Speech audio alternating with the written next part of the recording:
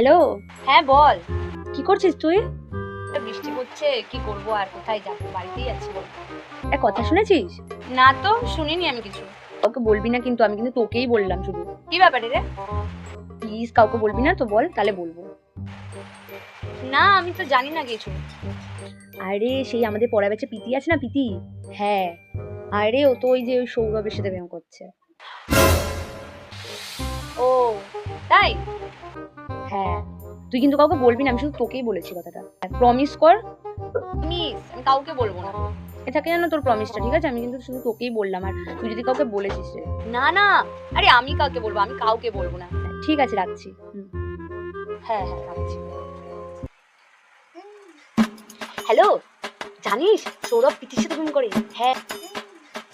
Hello, জানিস সৌরভ প্রীতির সাথে প্রেম করে?